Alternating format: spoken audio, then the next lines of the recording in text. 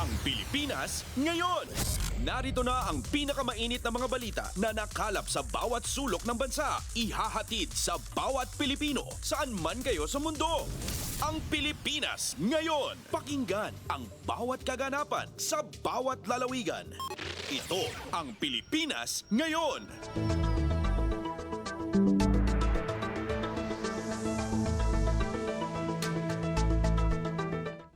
Magandang araw po sa ating mga tagapakinig. Welcome po ulit sa ating programang Ang Pilipinas Ngayon. Ito po ang inyong lingkod, Steph Vicente. Samahan niyo po ako sa kabuuan ng ating palatuntunan. Tulad ng dati, mapakikinggan po ang ulat ng ating mga kapatid na himpilan sa probinsya, ang ating mga segmentong balitang negosyo at kalakalan, balitang sports at balitang artista, maging ang ilan sa mga pangunahing balita mula dito sa ating bansa. Yan po sa kabuuan ng ating palatuntunan, ang Pilipinas Ngayon. Mga kaganapan sa Kamaynilaan at mga kalapit na lalawigan dito sa Ang Pilipinas Ngayon.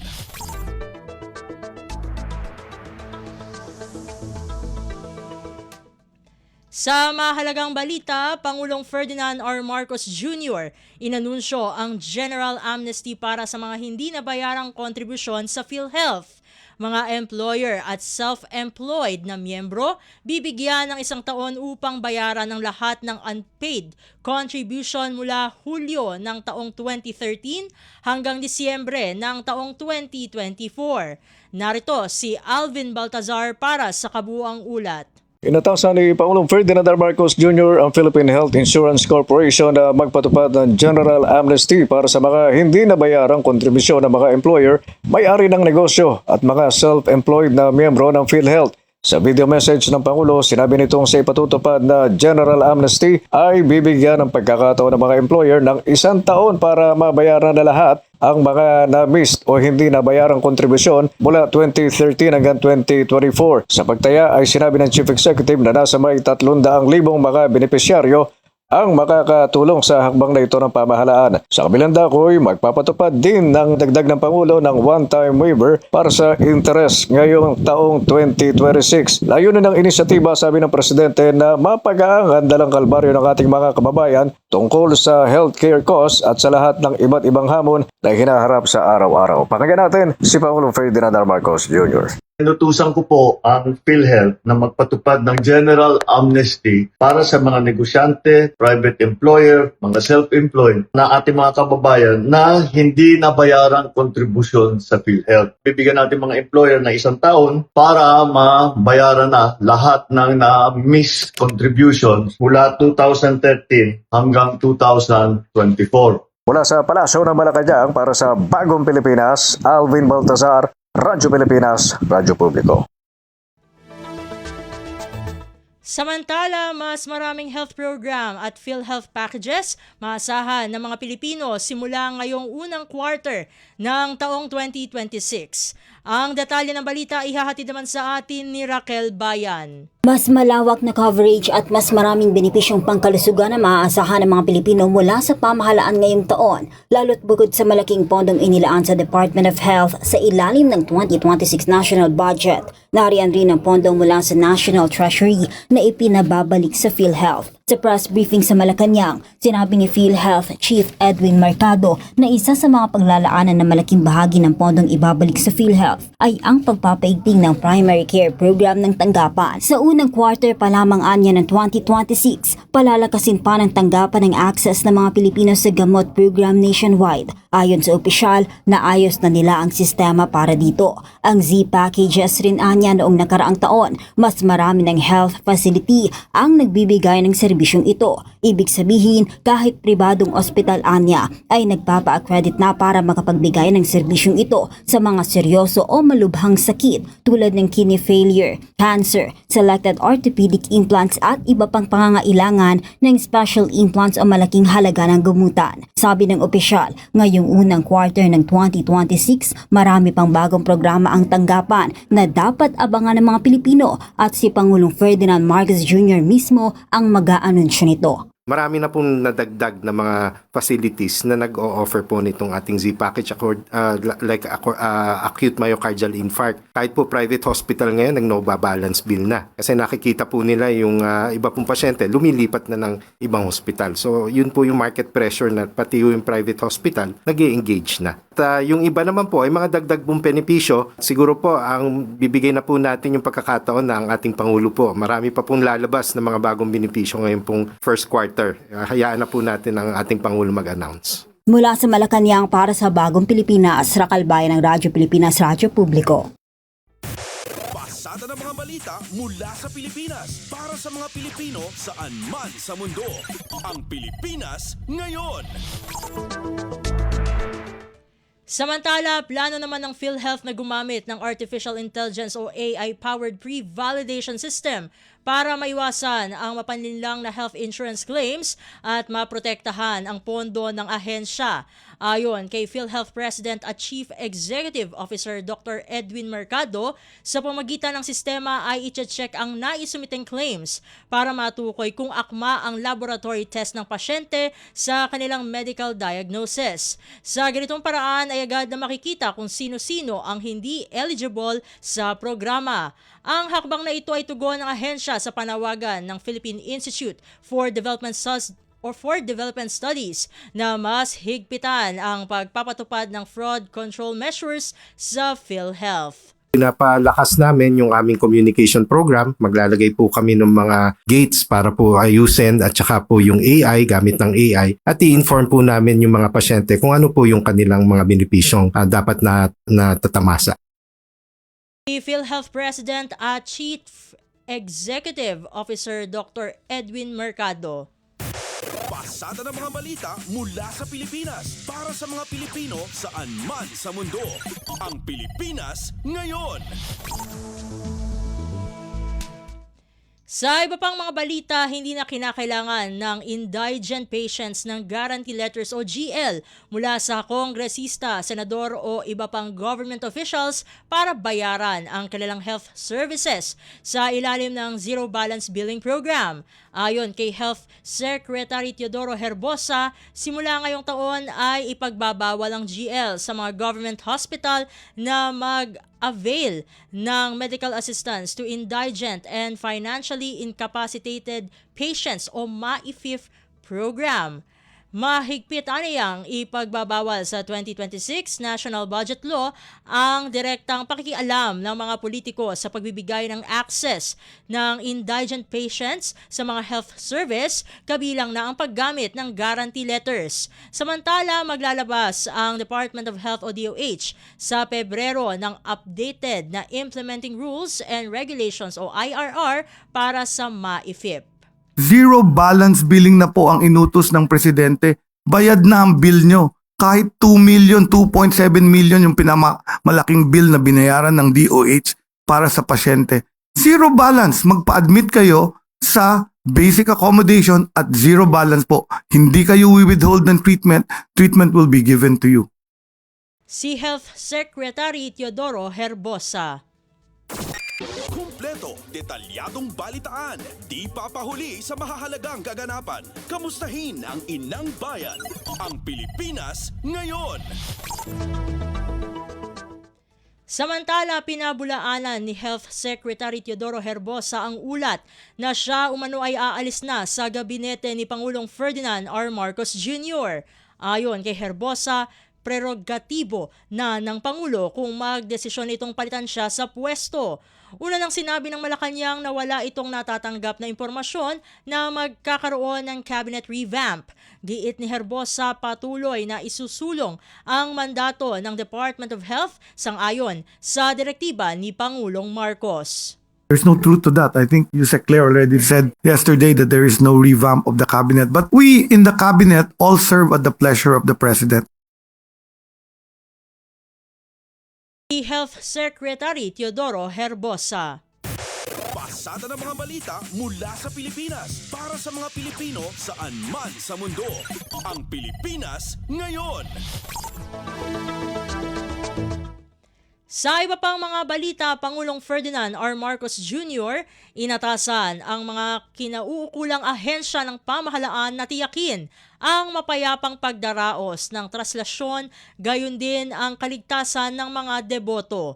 Ang kabangulat ihahatid naman sa atin muli ni Alvin Baltazar. Pinatitiyak ni Pangulong Ferdinand R. Marcos Jr. sa mga otoridad ang isang mapayapang pagdaraos ng traslasyon kasabay ng paninigurong magiging ligtas din ang mga deboto para sa kapistahan ng itim na Nazareno.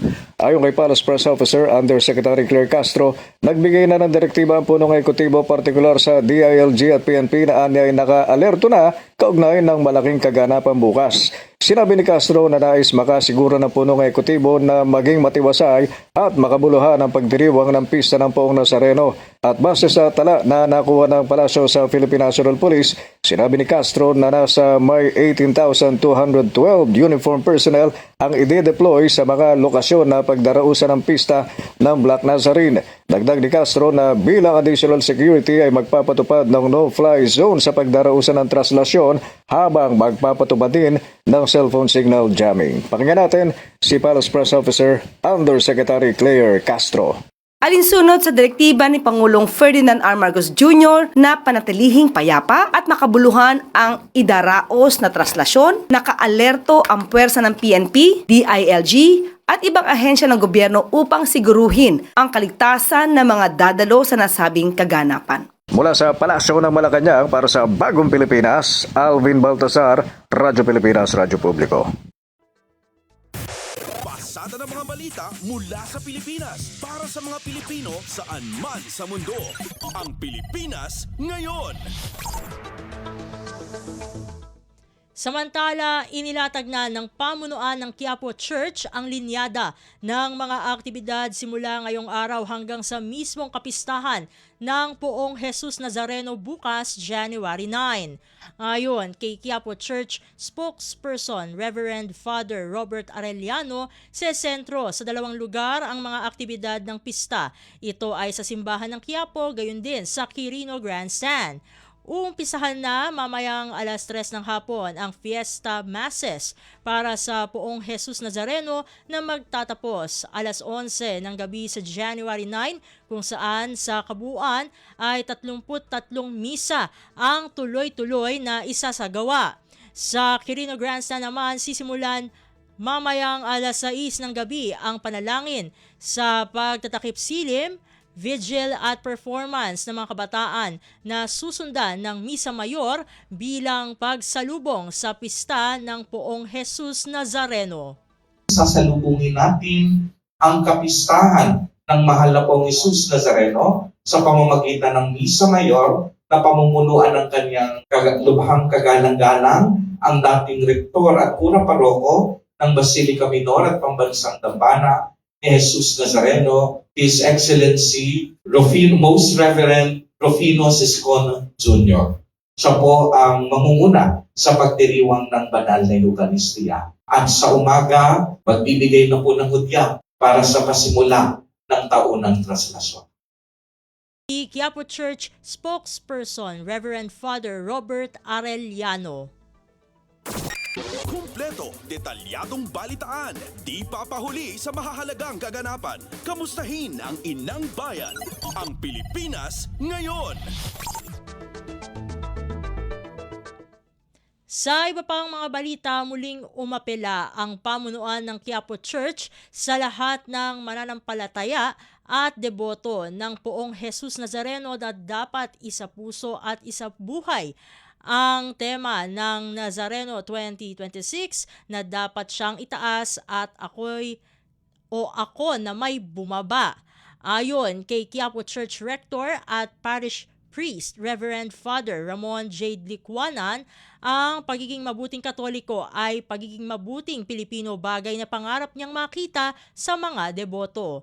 Umaasa rin si Licuanan na sa pamagitan ng pista ng Poong Jesus Nazareno ay maliliwanagan din ang maraming issue ng bansa, gayon din ay maisabuhay pa ng bawat deboto ang kanilang mga debosyon sa mahal na Poong Jesus Nazareno.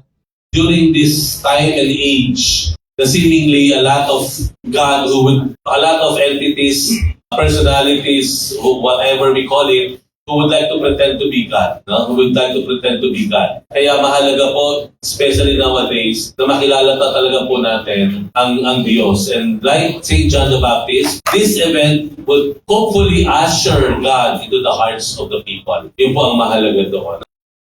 Si Quiapo Church Rector at Parish Priest, Reverend Father Ramon J. Licuanan.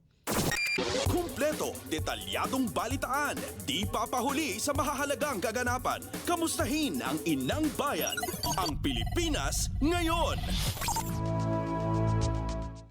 Sa iba pang mga ulat, Department of Health o DOH nanawagan sa publiko na huwag nang dumalo sa Traslasyon 2026 kung may iniindang sakit para maiwasan ang pagkalat ng sinasabing super flu. Ang detalye ng balita ihahatid sa atin ni Lawrence Tanhoco. Nanawagan si Health Assistant Secretary Gloria Balboa sa publiko na kung hindi maganda ang pakiramdam ay huwag na lamang makibahagi ang isang deboto sa Traslasyon 2026. Paliwanag ni Balboa, ito ay bunsod ng posibilidad na makahawa ang mga ito ng virus. Bagamat pinawi ng opisyal ang pangamba hinggil sa super flu kung saan ito anya ay mas matinding bersyon lamang na nakasanayang sakit, ay kailangan pa ring maiwasan ito bilang pag-iingat. Giit pa ni Balboa na ang super flu ay lumang strain ng H1N1, subalit bumalik ngayong 2025. May mga naitala na rin na ganitong kaso sa bansa, subalit hindi naman inaanya ito dapat katakutan pa. Mula pa rin dito sa lungsod ng Maynila para sa Bagong Pilipinas, Lawrence Tanhoco ng Radyo Pilipinas, Radyo Publiko. Kumpleto, detalyadong balitaan, di papahuli sa mahahalagang kaganapan. Kamustahin ang inang bayan, ang Pilipinas ngayon. Samantala, full blast na ang operasyon ng Philippine Red Cross o PRC simula ngayong hapon para sa gagawing Traslasyon 2026.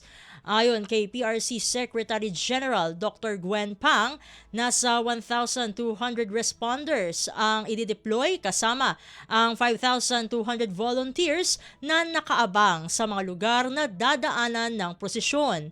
Magtatalaga naman ang PRC ng 17 first aid stations, 12 first aid on wheels at emergency field hospital para sa agarang pagbibigay ng first aid. Panawagan naman ng PRC sundin ang mga paalala ng mga otoridad para maging ligtas at mapayapa ang traslasyon ngayong taon. Sana po maging masaya ang kapistahan na poon ng Jesus Nazareno. Gawin po nating mapayapa at ligtas. Kaya very important, safety first. Si PRC Secretary General Dr. Gwen Pang. Kumpleto, detalyadong balitaan, di papahuli sa mahahalagang kaganapan. Kamustahin ang inang bayan, ang Pilipinas ngayon. Sa iba pang mga ulat, Department of Social Welfare and Development o DSWD magtatayo ng tent city para sa mga apektado ng pag-alboroto ng Bulkang Mayon. Ang kabang ulat ihahatid sa atin ni Mary Ann Bastasa. Bukod sa pamahagi ng mga ready-to-eat food boxes at family food packs ay abala na rin ngayon ang Department of Social Welfare and Development para sa paghahanda ng tent city sa mga residenteng apektado ng pag-aalboroto ng Mayon Volcano. Ayon sa DSWD, kasama ito sa direktiba ni Secretary Rex Gatchalian sa Field Office sa Bicol Region na magtayo na isang tent city bilang pansamantalang tirahan ng mga pamilyang naninirahan sa 6-kilometer permanent danger zone. Itong Miyerkules, ininspeksyon na ni DSWD Field Office 5, Norman Laurio, ang nasabing tent city na itinatayo sa Malilipot, Albay. Sa oras na matapos ito, ililipat dito ang mga pamilyang kasalukuyang nananatili sa San Jose Elementary School. Bukod sa mas maayos na pasilidad para sa mga apektado ng pag-alboroto ng bulkan, layon din ang tent city na muling magamit ng mga mag-aral ang mga silid-aralan para hindi maputol ang kanilang klase sa kabila ng banta ng pagputok ng bulkan. Mula sa DSWD para sa Bagong Pilipinas, Mary Ann Bastasa, Radyo Pilipinas, Radyo Publiko. Kumpleto, detalyadong balitaan, di papahuli sa mahahalagang kaganapan. Kamustahin ang inang bayan, ang Pilipinas ngayon. Samantala, nakaalerto na ang iba pang chapter ng Philippine Red Cross o PRC malapit sa Albay para tumugon sakaling lumala ang sitwasyon ng Bulkang Mayon. Ayon kay PRC Secretary General Dr. Gwen Pang, nagtalaga sila ng first aid station at naghanda na ng mga ambulansya sakaling may emergency. Patuloy din ang pagpapaabot ng pagkain at iba pang pangangailangan sa evacuation centers. Nagpakain po kami sa 2 out of 6 na evacuation center. And then, nabigay tayo ng malinis na iinumin na tubig. At saka, meron po tayong mga ambulance service in case kailangan. And then, meron din po tayong food truck at iba pa pang pangailangan. Naka-alert din po yung aming mga Red Cross na kalapit ng Albay tulad ng Sorsogon, Camarines Norte, Camarines Sur, Catanduanes na in the event na kailangan ng tulong ng Albay. Sa ngayon, yung aming Albay chapter ay kaya pa naman nila. Si PRC Secretary General Dr. Gwen Pang.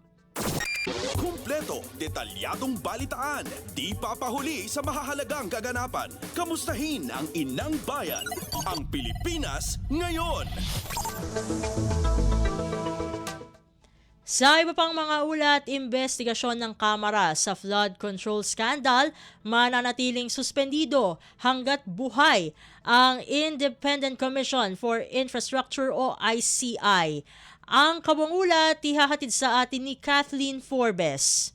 Nilinaw ni Infrastructure Committee Co-Chair Terry Redon na mananatiling suspendido ang mga pagdinig ng Kamara sa flood control scandal. Ito anya ay hanggang mayroon o umiira pa rin ang Independent Commission for Infrastructure o ICI sa kabila ng pagbibitiyo ng mga miyembro nito. Anya kung pagbabatayan ng mga pahayag ng ehekutibo, kinikilala pa rin nito ang kahalagahan ng komisyon, lalo na anya at ginawa pang priority measure ang Independent People's Commission na magbibigay ng dagdag na kapangyarihan sa kasalukuyang ICI. Gayunman sinabi ni Redon, nahihingi sila ng gabay mula sa House Committee on Rules kung maaaring magsagawa ng mga pagdinig sa non-DPWH issue gaya na lang ng super health centers, farm-to-market roads at ang school buildings. I think the President naman still holds in high regard the ICI. Kaya may priority measure for yung enhanced, empowered ICI. Ibig sabihin, I think the President understands na mahalaga po yung papel nito doon po sa mga corruption issues po na kinakarap sa infrastruktura. As long as the ICI actually subsists, no? Natutuloy po siya. Or until, I guess, it becomes an actual law. An enhanced ICI, naka-indefinitely suspended po yung House. Para sa Bagong Pilipinas, Kathleen Forbes, Radyo Pilipinas, Radyo Publiko. Pasada ng mga balita mula sa Pilipinas para sa mga Pilipino saan man sa mundo. Ang Pilipinas ngayon. Samantala, sa ngayon walang kaso ng pang-aabuso o grave abuse sa mga Pinoy sa Kuwait ang naitala ng embahada sa naturang bansa. Ito ang tiniyak ni Philippine Ambassador to Kuwait Jose A. Cabrera III sa panayam ng programang babangon sa makabayang serbisyo publiko. Sa awa naman po ng Diyos, wala naman po tayong any recent incidents of any major case na or any case no, that involves sabi nga natin yung grave abuse ng isang Pilipino. And if we do have cases like that, agad-agad lang po natin inasikaso yan sa tulong with the help of the Kuwaiti government. Karaniwan sa naitatalang suliranin ng mga overseas Filipino workers o OFW sa Kuwait, ani Cabrera, ang problema sa trabaho o pag-alis ng trabaho bago matapos ang kontrata, paglabag sa batas at welfare cases tulad ng medical at burial assistance at repatriation. Depende sa kaso, kayang-kaya ng isang araw o linggo na bigyan ng resolusyon ng embahada ang mga idinudulog na problema. Batay pa sa datos ng embahada, mayroon ding mangilan-ngilang Pinoy na nakapiit sa kulungan sa Kuwait dahil sa paggamit ng droga, kasong immorality at pagnanakaw. As of 2025, umaabot na sa 220,000 na mga Pinoy ang naninirahan at nagtatrabaho sa Kuwait. Pasada ng mga balita mula sa Pilipinas para sa mga Pilipino saan man sa mundo. Ang Pilipinas ngayon. Sa iba pang mga ulat, nanawagan ang isang Filipino community leader sa Kuwait sa pamahalaan ng Pilipinas na suportahan palalo ang pagsisikap ng pasuguan ng bansa na maghatid ng tulong sa mga Pilipino roon. Sa panayam ng Radyo Pilipinas World Service sa programang babangon sa makabayang serbisyo publiko, humiling si Philcom leader Christopher Hernandez ng karagdagang tao at pondo para sa embahada upang lalo pang makapagserbisyo sa mga overseas Filipino worker o OFW. Sana naman po, tingnan ninyo kung tinitingnan nyo sa lokal sa ating Pilipinas. Huwag niyo naman kalimutan yung ating mga embahada. At kami po alam namin na kulang po sila sa tao at kulang sa pondo. So sana naman po dagdagan nyo ng napaksipag po ng mga tao natin dito sa ating mga embahada. Pero we know the effort, we know the shortcomings. Alam din po namin yung mga kakulangan sa tao, kakulangan sa pondo with regards pagdating po sa operation ng ating embahada. So sana po mabigyan ng pagkakataon ng gobyerno na silipin at bigyan din ng kaunting mas additional funds ang ating mga embahada na especially po sa Kuwait. Ang pinatotohanan ni Hernandez ang maayos na ugnayan ng Filipino community sa Kuwait at ng embahada ng Pilipinas doon. Aminado siyang hindi man ito perpekto, bukas ang komunikasyon ng embahada lalo na sa liderato ni Philippine Ambassador to Kuwait Jose A. Cabrera III para sa mga suhestyon ng mga OFW. Nagpasalamat din si Hernandez sa maagap na pagtugon ng embahada sa anumang problemang kanilang idinudulog sa tanggapan. Kung ano man po yung mga requirement ng ating mga kababayan, whether it is yung mga naaabuso or yung may mga problema sa kanilang trabaho, may mga sakit or mga nasa hospital, we immediately endorse the case to embassy. At kami po ay nagpapasalamat dahil mabilis po ang aksyon ng ating embassy kasama po ng ating OWA pagdating sa ganyang mga senaryo. Si Christopher Hernandez, isang Filipino community leader sa Kuwait. Pasada ng mga balita mula sa Pilipinas para sa mga Pilipino saan man sa mundo. Ang Pilipinas ngayon. Samantala, Bantoc 6 nanawagan sa publiko na dapat sa tahanan nagsisimula ang tamang pangangasiwa ng mga basura. Narito si Mary Rose Rosero para sa balita. Sa gitna ng hamon ng hindi wastong pagtatapon ng basura sa bansa, patuloy na nananawagan sa publiko ang environmental group na Bantoc 6 sa tamang pangangasiwa ng mga basura. Sa pagdiriwang ng Zero Waste Month alinsunod sa Presidential Proclamation No. 760, isinusulong dito ang pagbabawas ng produksyon at pagkonsumo bilang pangunahing solusyon upang mabawasan ang nalilikhang basura. Narito ang pahayag ni Tony Lizon, ang Advocacy at Campaign Officer ng Bantoc 6. Kumbaga tema ngayong taon ay Refuse Single-Use Day. So ibig sabihin yung mga disposables, talagang kailangan nating unti-unti na itong bawasan. At dapat simulan natin yan sa ating tahanan, Sir Manuel. Kasi dito nagsisimula Sabi nga at source. So ibig sabihin sa tahanan talaga natin. Ang bawat isa sa atin per capita ay halos umaabot ng less than 1 kilo ang napoproduce natin na mga basura o mga panapon. Mula sa Radyo Magazine para sa Bagong Pilipinas, ito si Mary Rose Rosero, Radyo Pilipinas, Radyo Publiko. Kumpleto, detalyadong balitaan, di papahuli sa mahahalagang kaganapan. Kamustahin ang inang bayan, ang Pilipinas ngayon. At iyan ang mga maiinit na kaganapan para sa araw na ito. Samantala, ating antabayanan ang mga ulat mula sa ating mga kapatid na himpilan sa probinsya para sa bugso ng regional news sa pagbabalik ng Ang Pilipinas Ngayon, makalipas lamang po ang ilang mga paalala. Mas pinadali na ang government transactions sa tulong ng eGovPH Super App. Pwedeng-pwede mo nang magawa ang lahat ng ito. I-download ang eGov app sa iyong smartphone o tablet mula sa App Store o Google Play Store. Pagkatapos, ilagay ang iyong mobile number at i-authenticate gamit ang one-time PIN o OTP para marehistro ang iyong account. Saka ilagay ang iyong mga pangunahing impormasyon at kumpletuhin ang facial recognition technology para sa verifikasyon ng iyong pagkakakilanlan. Para sa mas mabilis at mas maayos na serbisyong panggobyerno, gamitin na ang eGovPH Super App. Magandang araw, si Ding Dong Dantes po ito. Kapag may nag-aalburutong bulkan, meron akong reminder sa mga dapat nating gawin. Tandaan lang ang MMG. M. Makinig sa payo ng mga otoridad. Huwag na magpapaniwala sa sabi-sabi. Lalo na sa fake news. M. Mahinahon na lumikas. Bago umalis, isara muna natin ang mga pinto at bintana para hindi pasukin ng abo ang inyong bahay. G. Go bag. Make sure na may nakahandang emergency go bag na may lamang damit, gamot, pagkain, tubig, pera at face mask. Madali lang tandaan, hindi ba? Mag-MMG ka lang kapag may nagbabadyang pagputok ng bulkan. #panatag ang may alam. Maging panatag Pilipinas. Itinuloy na po natin ang zero balance billing. Libre po.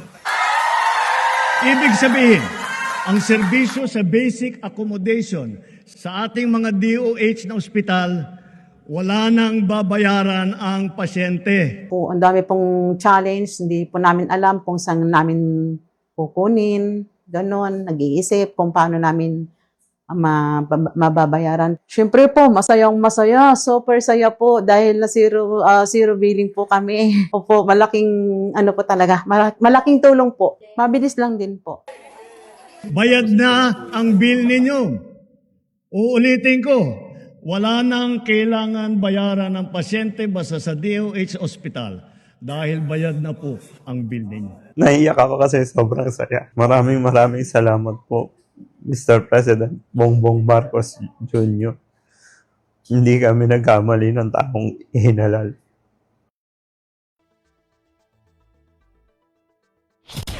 Balita mula sa lalawigan sa bawat rehiyon ng ating bayan. Dito sa Ang Pilipinas Ngayon. Nagbabalik na po ang ating programang Ang Pilipinas Ngayon at narito na po ang bugso ng ating mga regional news. Dumahan muna tayo sa rehiyon ng Luzon. 1,000 residente ng Batak City na kinabang sa Millennial Development Goals Caravan ng Provincial Government. Ang kabong ulat ihahatid sa atin ni Jude Pitpitan mula sa Lawag. Ginasot nga umili ti syudad ti Bataca ay tinakagundaway kadagiti nagduduma tulong manipur ti Provincial Government of Ilocos Norte babaan iti Millennium Development Goals Caravan. Dati kat personal nga indaulwan ni Governor Cecilia Araneta Marcos kinuna ni Gov Cecil karaman kadagiti na berbisyaran kat siya magasot 50 nga daycare pupils nakaalat ti school supplies. Sa gasot farmers tinakaalat ti farm inputs kan 85 senior citizens nakaalat ti groceries kanda dumapay a benepisyo. Tinaso nga programa ket tinawan ng obran ti PGIN kadagiti nagdudu mga ili ti probinsya bayad iti panagselebrar ti holiday season gamit tatawan ket naigadan iti panagkasangay ti gobernadora. Manay ti data impasigurado ni Mayor Marky Chua iti syudad ti Batak ti suporta ti lokal gobyerno kadagiti programa ti PGIN ken nagyaman daytoy kadagiti benepisyo anaawat dagiti umili. Manipod diti syudad ti Lawag, Jude Pitpitan para ti Radyo Pilipinas World Service. Balita mula sa lalawigan sa bawat rehiyon ng ating bayan. Dito sa Ang Pilipinas Ngayon. Inyong napakinggan ang ulat ni Jude Pitpitan mula sa Lawag. Puntahan naman natin ang AGOO, mahalagang papel ng mga media personalities sa La Union, kinilala ng pamahalaang panlalawigan. Narito si Glenda Sarak para sa balita. Binigbig manan nila Union Governor Mario Eduardo Ortega ti kinapatag ti akam ti media personalities iti kagimungan. Nang ipa iti gobernador iti mensahe kabayatan ti media salo-salo ana id Enero 7 iti barangay San Vicente, San Fernando City, La Union. Kinunana ana patag ti akam ti media personalities tapno maipakamo iti publiko dagiti serbisyo ti gobyerno. Inalukoy na dagiti kamang ti media akanayon nga agbalin ang mas responsable iti panangidanon da kadagiti damdamag.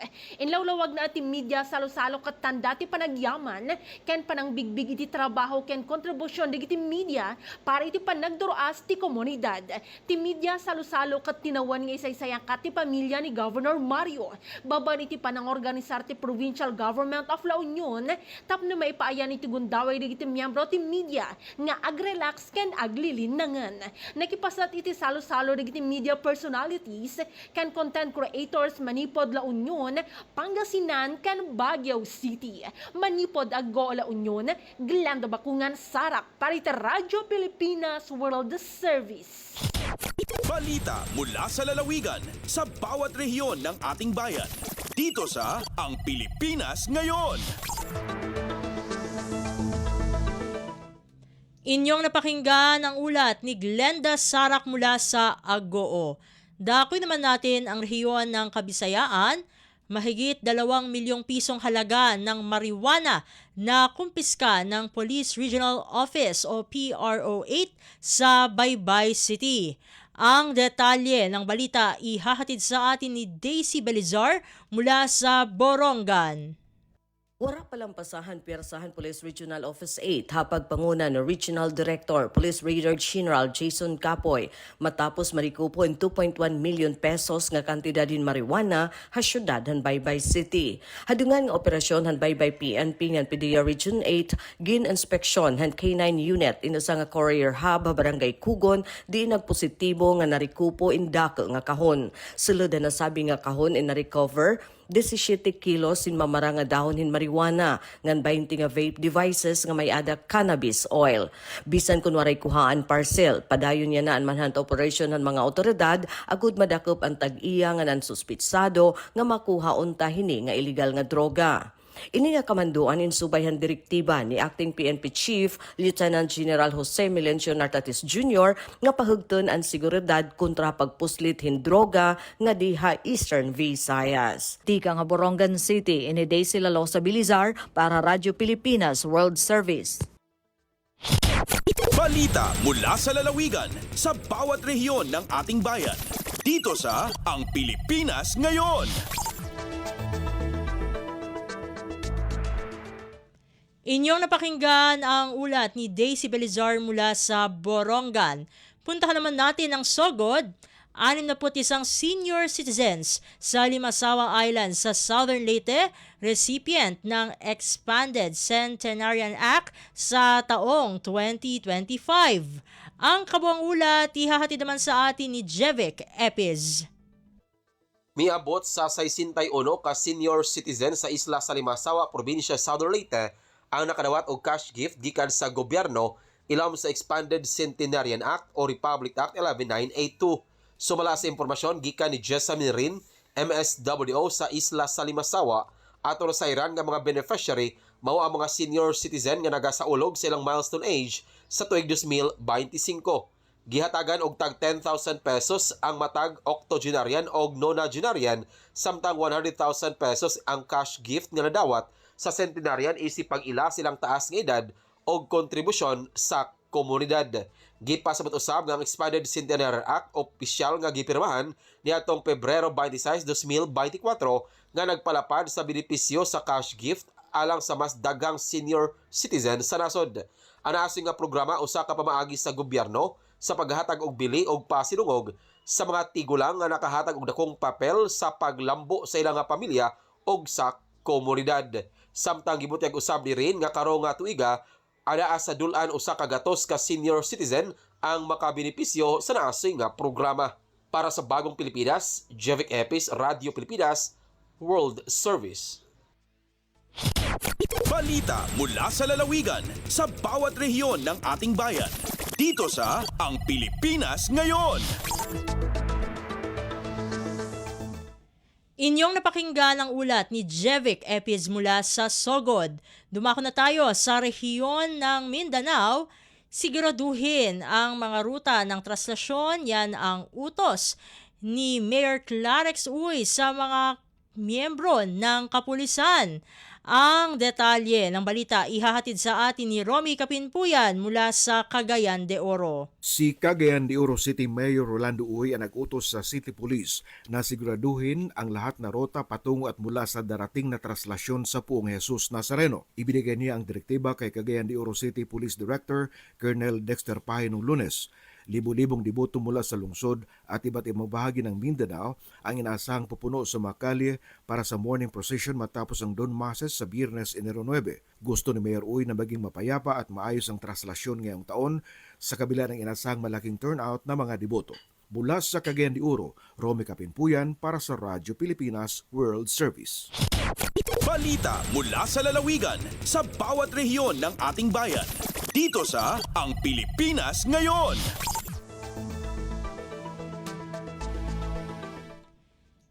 Inyong napakinggan ang ulat ni Romy Kapinpuyan mula sa Cagayan de Oro. Punta naman tayo sa Butuan. Dinagat Islands Provincial Government sinuri ang mga programa at proyekto para sa pangmatagalang kaunlaran sa taong 2026. Narito naman ang balitang ihatid sa atin ni Jezreel Sudario. Naghiusa ang mga department heads sa nagkalain-laing opisina sa provincial government sa Dinagat Islands aron sa usa ka lawom nga ebaluasyon sa mga programa o proyekto sa probinsya. Gipanguluhan ni Gobernador Nilo P. Demery Jr. ang maong panagtigom diin gituki ang kahimtang sa mga nahumana nga buluhaton ug ang mga laka nga kinahanglan pa aron matuman ang mga tumong sa 2026. Gihatagan og pagtutok ang kalambuan sa agrikultura, pangisdaan, pagmina ug gagmayng negosyo, lakip na ang mga estratehiya sa pagpalig-on sa ecotourism aron makahatag og dugang oportunidad sa panginabuhian sa katawhan sa isla.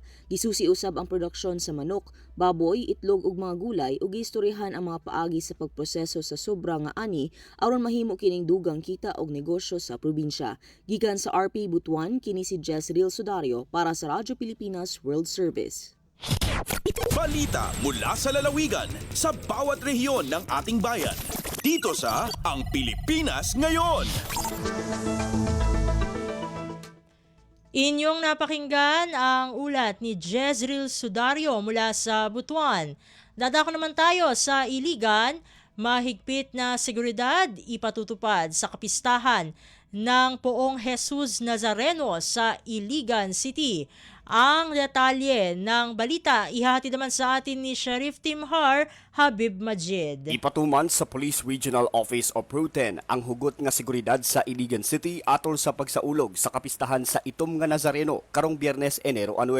Sumala sa kapulisana, mag-deploy og 60 ka mga pulis sa dakbayana aron masiguro ang kahapsay ug kaluwasan sa mga deboto nga moapil sa motorcade ug prosesyon sa imahen sa Itom nga Nazareno nga magsugod alas 5 sa buntag ug moagi sa mga nag-unang dalan sa dakbayana. Makigtambayayong sabang kapulisana sa ubang mga ahensya sa gobyerno ug local volunteers aron dali nga makatubag sa bisan unsang insidente ug mapadayon ang hapsay nga dagan sa trapiko ug mga kalihukana. Gihangyo sab sa Pro-10 ang publiko nga makigtambayayong sa mga awtoridad motuman sa mga pahimangno ug unahon ang kaluwasan aron masiguro ang malinawon, luwas ug makahuluganon nga pagsaulog sa kapistahan sa Itom nga Nazareno sa Iligan City. Gikan sa Radyo Pilipinas Iligan, kini Sheriff Timhar alang sa Radyo Pilipinas World Service. Balita mula sa lalawigan sa bawat rehiyon ng ating bayan. Dito sa Ang Pilipinas Ngayon. Inyong napakinggan ang ulat ni Sheriff Timhar Habib Majid mula sa Iligan. Dito na nagtatapos ang bugso ng ating mga regional news. Dadako na tayo sa ating mga segmento. Sa pagbabalik ng Ang Pilipinas Ngayon, aming pong ihahatid sa inyo ang segmentong Balitang Negosyo at Kalakalan sa pamagitan ng ating kasamang si Bea Gaza de Guzman, makalipas lamang po ang ilang mga paalala. Mga kababayan, si Ding Dong po ito. Alam niyo bang mataas ang tsansang magkasunog pagkatapos ng malakas na lindol? Kaya naman pagligtas ng bumalik sa loob ng bahay o building, i-check agad ang mga kawad ng kuryente. Kung may nakitang sira, patayin ka agad ang main switch. At ang pinaka-importante, i-report ito sa otoridad. Huwag mo nang i-DIY yan, ha? Naku, baka mas malaking problema pa ang sumabog. Tandaan, i-check ang sira, patayin ang main switch, i-report sa otoridad. #panatag ang may alam.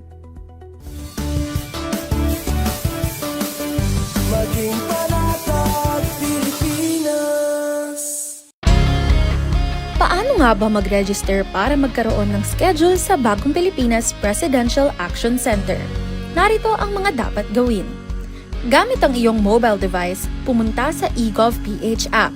Pwede itong i-download mula sa Apple App Store o sa Google Play Store. Gumawa ng account. Ilagay ang email address, valid mobile number, pagkatapos ay makakatanggap ka ng one-time code sa iyong email. Gamitin ang code sa eGov app para sa verification ng iyong account at ng mga impormasyong ibinigay. Congratulations! Meron ka ng eGovPH app account. Pwede mo na ma-access ang iba't ibang serbisyo ng gobyerno kabilang ang mga serbisyo sa Bagong Pilipinas Presidential Action Center.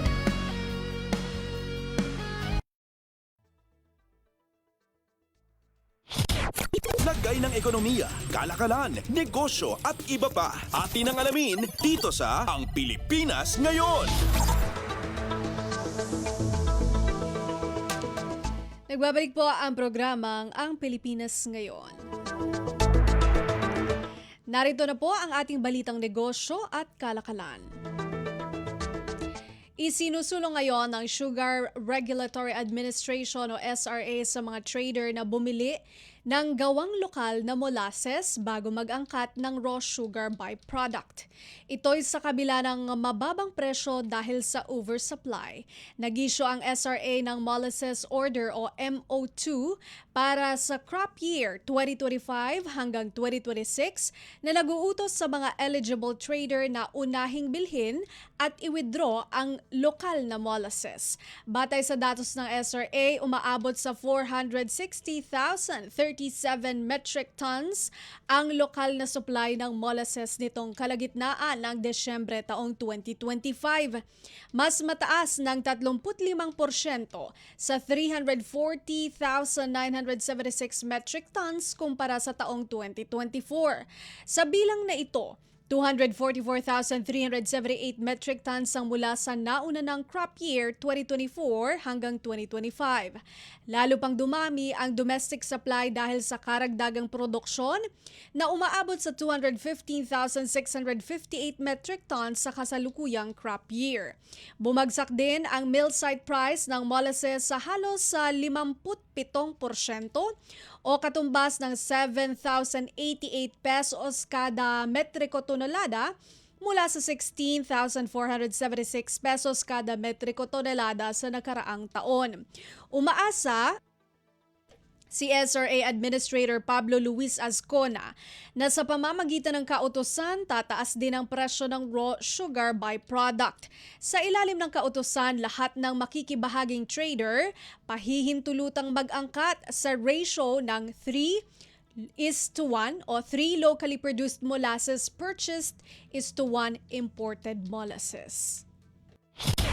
Lagay ng ekonomiya, kalakalan, negosyo at iba pa. Atin ang alamin dito sa Ang Pilipinas Ngayon.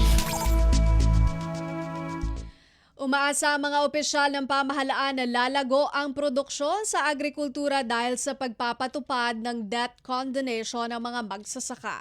Kasunod ito ng pag-anunsyo ng Department of Agrarian Reform o DAR ng malawakang distribusyon na mahigit 5,000 land titles and certificates of condonation with release of mortgage sa gitnang Luzon. Magbibigay ang aktibidad ng malaking kaluwagan sa gastusin at seguridad sa lupa ng libo-libong agrarian reform beneficiaries o ARBs. Paliwanag ng DAR sa pamamagitan ng certificates of condonation, mabubura na ang halos 125 milyong pisong agrarian debts. Mapupunta sana ito sa government financial institutions. Mahigit sa 5,000 ARBs ayon sa ahensya ang nagbenepisyo sa pagsasawalang bisa na matagal ng pagkakautang. Dahil dito maaari nang idaloy ng mga magsasaka ang limitadong resources sa pagpapaganda ng produksyon sa agrikultura, pagpapalago ng kita at pagtitiyak ng kinabukasan ng kanilang pamilya. Kasama rin sa distribusyon ang 500 electronic titles sa ilalim ng split project ng DAR, 400 regular land titles at halos 4,200 condonation certificates para sa mahigit 4,000 ARBs sa iba't ibang rehiyon. Payag ni DAR Central Luzon OIC Regional Director Eric Francis Luna, nais ng accelerated debt condonation and land title distribution na isakatuparan ang plano ng pamahalaan na pabilisin ang agrarian reform at maghatid ng agarang benepisyo sa mga magsasaka. Lagay ng ekonomiya, kalakalan, negosyo at iba pa. Atin ang alamin dito sa Ang Pilipinas Ngayon. Upang maiwasan ang fraudulent claims, gagamit na ang Philippine Health Insurance Corporation o PhilHealth ng Artificial Intelligence o AI para sa pagproseso ng pre-validation at pagpapaganda ng kanilang public information drive. Target ng Philippine Health Insurance Corporation o PhilHealth na mag-roll out ng bagong panukala sa unang quarter ng taon upang pabilisin ang deteksyon ng anomalous claims. Sinabi ni PhilHealth President at CEO Emmanuel Mercado, kapag nailagay na ang e-claims, otomatiko nang makikita kung ang diagnosis ay tugma sa lab tests na ginawa. Kakailanganin na rin ang biometric requirement bago makabayad sa medical providers. Dagdag ni Mercado, ang hakbang ay tutugon sa obserbasyon ng Philippine Institute for Development Studies o PIDS na mayroong limited fiduciary oversight ang PhilHealth at may over-reliance sa manual evaluator drive review, inconsistent at outdated fraud flags. Matatandaang nasangkot ang PhilHealth sa ilang issue ng fraud. Noong 2020, iniulat nitong posibleng nawala ang 10.2 billion pesos sa ahensya dahil sa fraudulent schemes. Noong nakaraang buwan, naglunsad ang State Health Insurer ng investigasyon sa 1,000 suspected ghost patients sa Cordillera. Sakop ang 680,000 piso na halaga ng questionableng claims. Lagay ng ekonomiya, kalakalan, negosyo at iba pa. Atin ang alamin dito sa Ang Pilipinas Ngayon.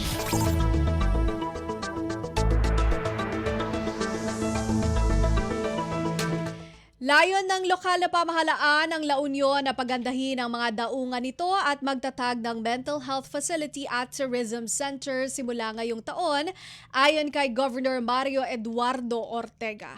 Paliwanag ni Ortega, makatutulong ang port development sa pag-cater sa bulk carriers at cruise ships na nagsisilbing tagapagtaguyod ng tourist spots sa La Union, Pangasinan, Cordillera at Ilocos Sur. Target din ni Ortega na magtayo ng mental rehabilitation center sa Ilocos Region sa pakikipagtulungan sa Department of Health o DOH at sa mga regional medical center. Kasabay nito ang distribusyon ng 5 bagong ambulansya sa ilang mga bayan at magsagawa ng rescue training kasama ang jet ski para sa sea rescues.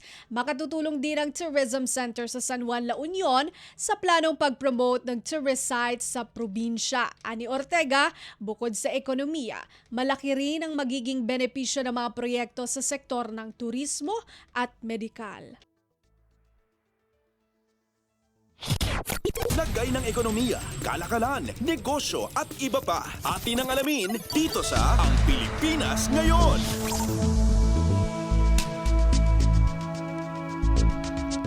Pangwakas sa ating balitang negosyo at kalakalan. Narito na po ang palitan ng piso kontra sa ibang mga salapi ngayong araw, January 8, 2026. Ang United States dollar ay nasa 59 pesos 33 centavos, Japan yen nasa 38 centavos, Singapore dollar 46 pesos 29 centavos, South Korea won 4 centavos, China yuan 8 pesos 49 centavos. Ang Hong Kong dollar naman 7 pesos 62 centavos, United Kingdom pound 79 pesos 85 centavos, European Monetary Union euro 69 pesos 27 centavos, Canada dollar 42 pesos 80 centavos at ang Saudi Arabia rial 15 pesos 82 centavos. Lagay ng ekonomiya, kalakalan, negosyo at iba pa. Atin ang alamin dito sa Ang Pilipinas Ngayon. At yan po ang ating balitang negosyo at kalakalan. Ito po si Bea Gaza de Guzman para sa Radyo Pilipinas World Service. Antabayanan po ang pagbabalita ng balitang pampalakasan mula kay Leo Magpayo. Narito muna ang ilang mga paalala. Mabilis ang trivia, dagdag talino. Heto na ang Dagling Kaalaman.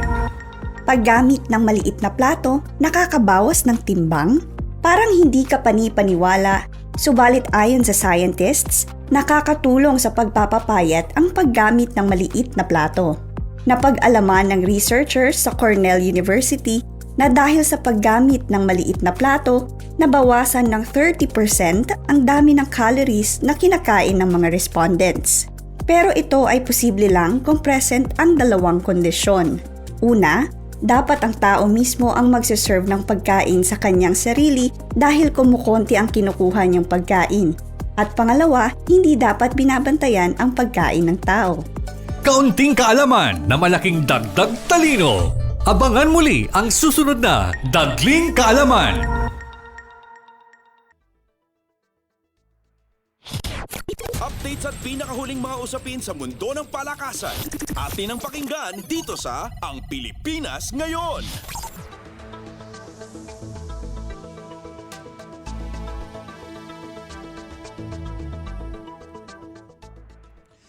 At nagbabalik po ang ating programang Ang Pilipinas Ngayon. Samantala, narito naman po ang sports balita. Tiniyak ni Chot Reyes na hindi na muling magkakaroon ng mabagal na simula ang Token Text at sina Calvin Oftana, Jordan Heading at Kelly Williams ang nagpatotoo nito. Nagpasabog agad ang tropang 5G at tinambakan ang Meralco Bolts 109-92 para kunin ang 2-0 na bentahe sa Game 2 ng PBA Season 50 Philippine Cup Semifinals sa Smart Araneta Coliseum nitong Miyerkules. Pinagsama ni na Oftana at Heading ang 18 puntos sa unang yugto upang agawin ang kontrol at hindi na lumingon pa, tinapos ang laro sa isang wire-to-wire na panalo. Pinangunaan ni Heading ang mainit na opensa matapos umiscore ng 13 sa kanyang 24 na puntos sa first half habang nagpakitang gilas si Oftana sa buong laro na may 26 na puntos at 7 rebounds. Nagambag din si Williams sa mabilis na simula, ibinuhos ang lahat ng kanyang 12 puntos sa unang 2 quarter kung saan lumamang ang TNT ng hanggang 16. Umabot pa sa 24 na puntos ang kalamangan sa second half habang may sagot ang tropang 5G sa bawat pagtatangkang paghabol ng Bolts. Nagbuhos ng tig-18 puntos sina Cliff Hodge at Chris Newsom para sa Meralco, ngunit kinapos pa rin lalo na sa malamig na shooting kung saan nakapagtala lamang sila ng 1 of 14 mula sa 3-point range. Updates at pinakahuling mga usapin sa mundo ng palakasan. Atin ang pakinggan dito sa Ang Pilipinas Ngayon.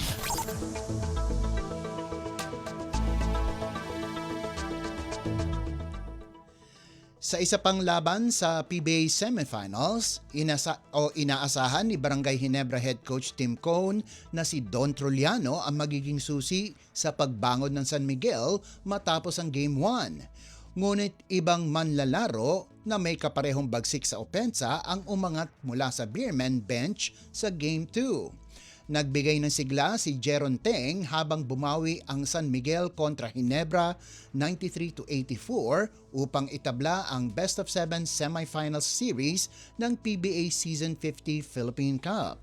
Habang kadalasang nauhuli ang Beermen sa laro, binuhayan ni Teng ang SMB sa second half, ibinuhos ang lahat ng kanyang 13 puntos upang pangunahan ang malaking pag-arangkada sa fourth quarter. Hindi naglaro sa series opener at sa buong first half ng Game 2, nagdagdag si Teng ng 5 rebounds at 3 assists upang pamunuan ang bench unit ng Beermen na muling sumandal sa lakas ni Junmar Fajardo. Nagposte ang 6'10" center ng 21 puntos at 23 rebounds kasunod ng kanyang 27-point, 23 rebound explosion sa Game 1. Bumawi rin si Troliano mula sa malamig na opensa noong nakaraan at nagtala ng 12 puntos.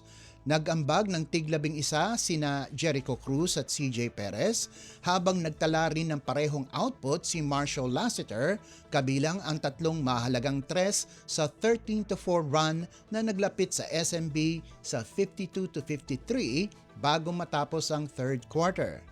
Pinangunahan ni Steven Holt at RJ Abarrientos ang Ginebra na may tig-18 puntos at pinagsamang 8 3-pointers. Gayunpaman, wala silang naging sagot sa 14-6 finishing kick ng SMB sa huling yugto, dahilan para lumobo ang kalamangan ng Beermen sa 11, 88-77. Updates at pinakahuling mga usapin sa mundo ng palakasan. Atin ang pakinggan dito sa Ang Pilipinas Ngayon.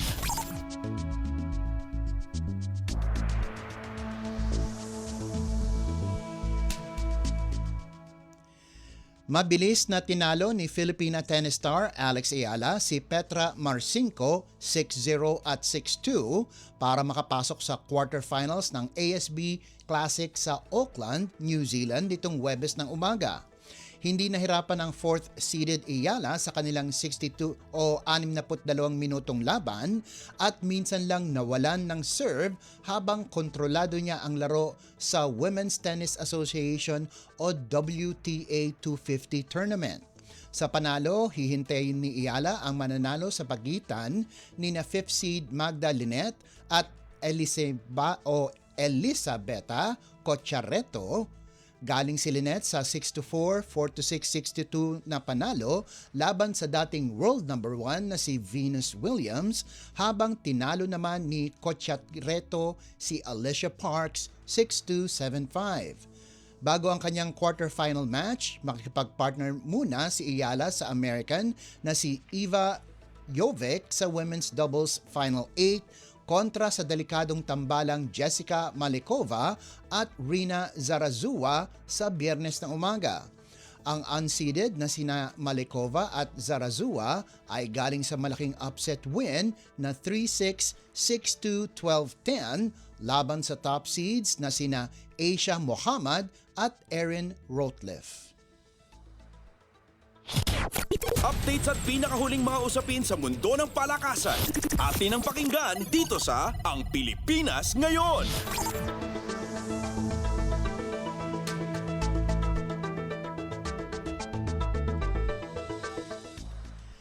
Nagpakitang gilas si AJ Manas sa Taipei ngunit kinapos sa dulo matapos siyang talunin ng hometown favorite na si Ko Pinyi 12-13 sa huling laban ng 2026 Chinese Taipei Professional Billiard Association o CTPBA Pro Tour Grand Finals.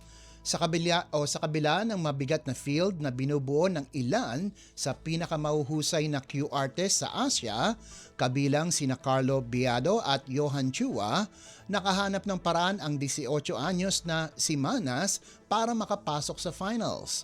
Mabilis siyang nag-init sa simula, kumamada ng 3-0 lead bago pa itaas ang lamang sa 12-9 na tila nagbabadya ng malaking upset.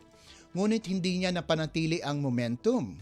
Gamit ang malawak na karanasan, unti-unting bumawi si Ko at nagpakita ng matatag na composure upang maagaw ang kampyonato sa harap ng kanyang home crowd.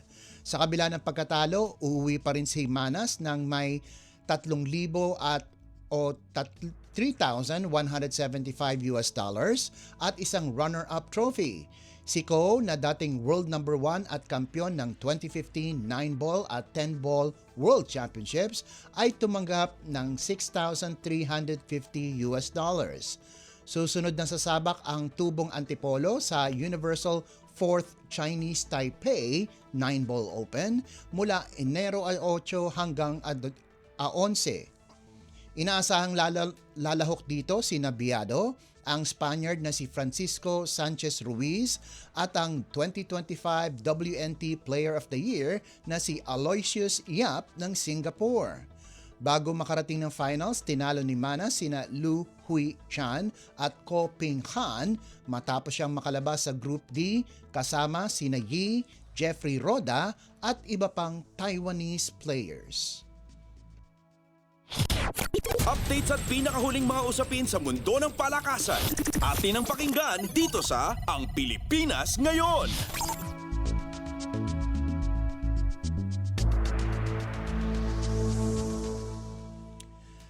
At bilang pangwakas sa ating segmentong sports balita, patuloy ang galawan ng mga manlalaro bago magsimula ang Premier Volleyball League o PVL season at nagdagdag ng bagong puwersa ang Capital One Solar Spikers upang palakasin ang kanilang roster. Pinangungunahan ni na veteranong setter Jasmine Nabor at outside hitter Shaya Adorador ang listahan ng mga bagong recruit kasama sina Rachel Horvina at Ezra Madrigal. Si Nabor na hinirang na best setter noong 2017 Reinforced Conference ay nagmula sa disbanded na Cherry Tigo Crossovers kung saan siya naglaro mula 2020 hanggang 2023 at muling bumalik mula 2024 hanggang sa huling kampanya ng koponan sa 2025 Reinforced Conference. Tulad ni Nabor, mula rin sa dating Cherry Tigo squad si Adorador. Samantala, sina Horvina at Madrigal ay dating naglaro para sa Akari Chargers at inaasahang magpapalakas sa depensa ng Solar Spikers. Bilang libero, makakatuwang ni Horvina si team captain Roma Doramal habang si Madrigal naman ay magdadagdag ng lalim sa gitna kasama sina Casey Galdones, Noriel Ipak at Rachel Ostero. Mananatili rin sa koponan ang mga pangunahing manlalaro na sina Belia Belen, Jorel Singh, Tricia Genesis, April Tapia, Leila Cruz, Iris Tolenada at Nika Yandok. Layunin ng Solar Spikers na sumali sa liga noong 2024 na higitan ang kanilang nakaraang kampanya kung saan nagtapos sila sa ika-7 pwesto sa 2024 Reinforced Conference at ika-8 naman noong nakaraang taon. Updates at pinakahuling mga usapin sa mundo ng palakasan. Atin ang pakinggan dito sa Ang Pilipinas Ngayon.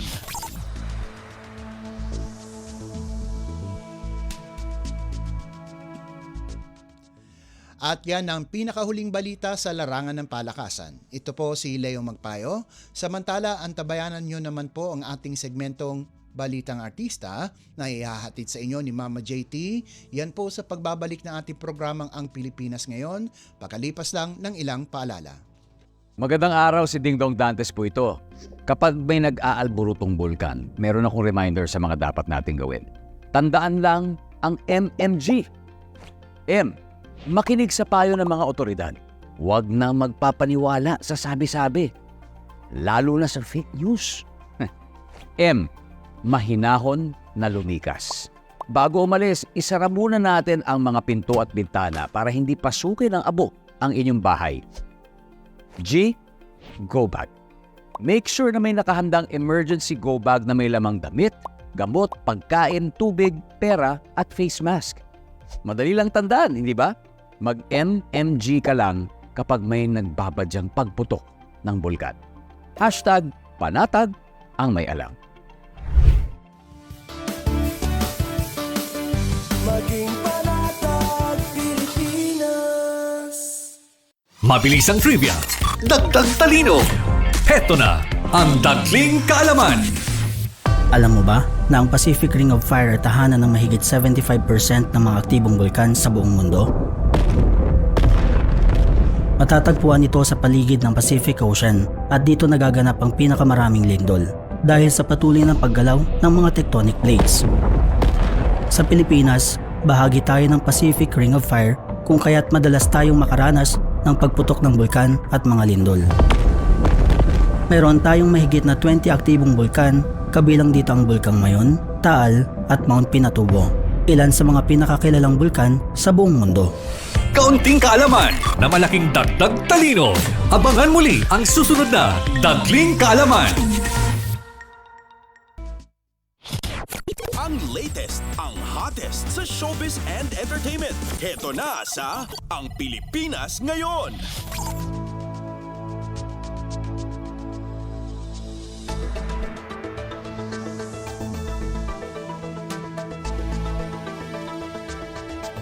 Nagbabalik po ang ating programang Ang Pilipinas Ngayon.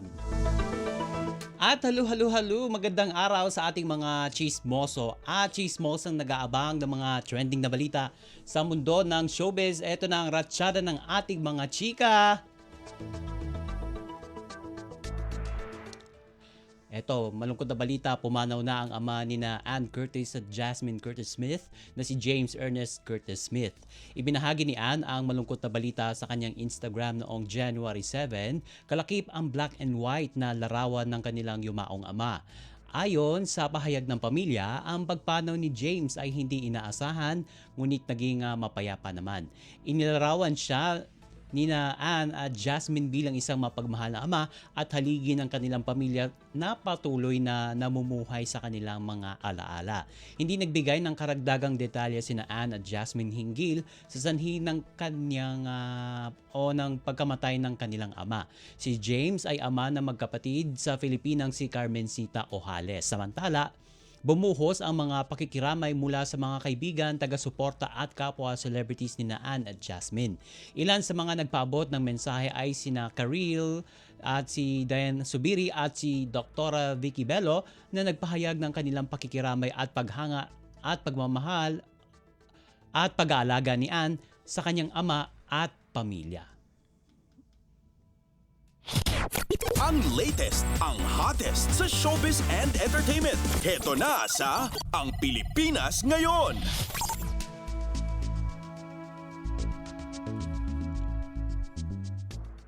At sa iba pa nating chika for today, nagbigay ng update ang aktor na si Nico Natividad tungkol sa kalagayan ng kanyang anak na nagkaroon ng seizure habang kumakain sila sa isang restaurant sa Japan.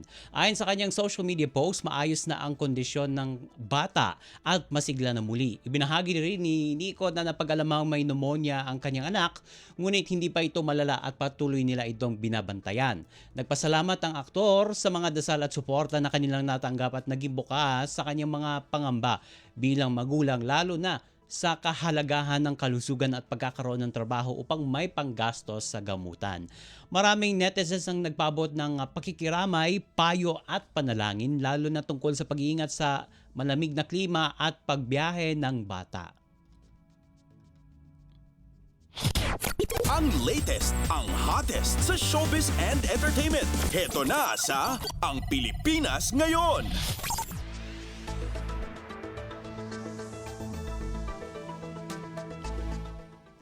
Nangunguna pa rin sa takilya sa Metro Manila Film Festival ang pelikula ng Uncabogable Star na tinatawag nila na si Vice Ganda, ang Call Me Mother, na umabot na sa 340,370,000 pesos as of January 5 monitoring. Ikalawa, ang Shake, Rattle and Roll Evil Origins na nasa 107,390,000 pesos.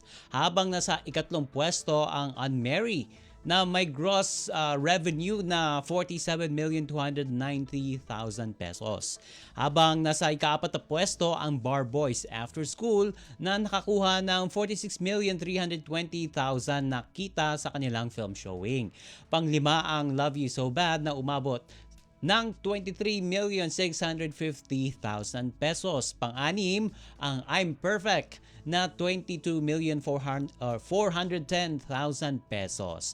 Nananatiling na sa pang-7 pwesto ang Manila's Finest na 16,140,000 pesos at hindi natinag sa ika-8 at huling pwesto ang Reconnect na nakapako na sa 4,890,000 pesos. Sa kabuuan, umabot na sa 582,450,000 pesos ang total gross revenue ng mga MMFF 2025 film entries. At para mabigyan pa ng pagkakataong kumita ang mga pelikulang nabanggit ay inextend nga ng Metropolitan Manila Development Authority o MMDA ng isa pang linggo ang 51st MMFF hanggang Enero 14 at magagamit pa rin ang mga MMFF passes. Ang latest, ang hottest sa showbiz and entertainment. Heto na sa Ang Pilipinas Ngayon. At sa huli nating Chika for Today, maganda ang naging pagsalubong ng bagong taon para sa sex bomb member na si Cheche Tolentino matapos siyang ikinasal sa kanyang partner na si Jezzer Kian Soto. Isinagawa ang kanilang intimate wedding noong January 5 sa San Diego, California na dinaluhan ng mga pamilya o dinaluhan ng pamilya at mga malalapit na kaibigan. Ibinahagi ni Cheche sa social media ang ilang larawan mula sa kasal na may caption na Mr. and Mrs. Soto na agad namang umani ng pagbati mula sa mga fans at celebrity friends. Matatandaang noong June 2025, inahayag ni Cheche ang plano niyang paninirahan sa Amerika matapos mag-apply ng FIAO ay umaasa naman ang dating miyembro na si Jackie Esteves na makasama ito sa nabanggit na konsyerto. Matatandang hindi siya naging bahagi ng unang 2 concerts ng grupo dahil sa isyong pangkalusugan. Hindi kasi ito nabigyan ng medical clearance ng kanyang doktor kaya hindi ito nakapunta sa Pilipinas at dumalo sa reunion concert ng dati niyang grupo. Nakabase na ngayon sa Amerika si Jackie kung saan nagtatrabaho siya bilang isang nurse. Ang latest, ang hottest sa showbiz and entertainment. Heto na sa Ang Pilipinas Ngayon.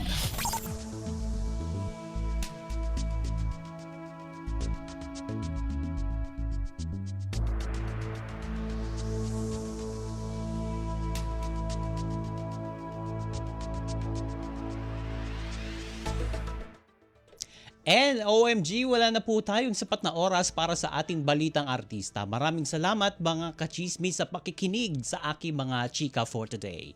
Ako po si Mama JT para sa Radyo Pilipinas World Service. Nagbabalik na po si Steph Vicente. Ang latest, ang hottest sa showbiz and entertainment. Heto na sa Ang Pilipinas Ngayon.